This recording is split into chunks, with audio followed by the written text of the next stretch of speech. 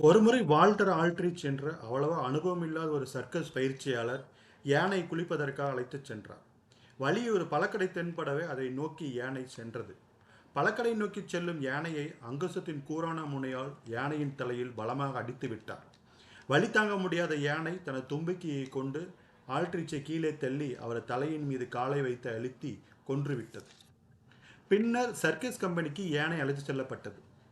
வழக்கம் போல அன்றைய காட்சிகளிலும் யானை பல வீரதீர செயல்களை செய்தது, அசத்தியது. மறுநாள் சர்க்கஸ் கம்பெனி எர்வின் என்ற இடத்திற்கு மாறியது. அந்த நகரின் நீதிமன்றம் கொலை செய்த குற்றத்திற்காக யானையின் மீது விசாரணையை தொடங்கியது. முடிவில் யானைக்கு தூக்குத்தண்டனை விதிக்கப்பட்டது. சர்க்கஸ் ஊழியர்கள் அந்த யானை மீது மிகுந்த பிரியம் கொண்டவர்கள். அந்த யானையை காப்பாற்ற எவ்வளவோ முயற்சி எடுத்தார்கள். முயற்சி பலனளிக்கவில்லை. 1916ஆம் ஆண்டு செப்டம்பர் 23ஆம் தேதி மேரி என்ற அந்த யானை தூக்கிலிட 100 டன் எடையை தூக்கும் கிரேன் கொண்டு தண்டனை நிறைவேற்ற முடிவு செய்யப்பட்டது. அந்த யானையின் கழுத்தில் ஒரு பெரிய இரும்பு சங்கிலியை கட்டி கிரேன் உதவி கொண்டு அது மேலே தூக்கப்பட்டது.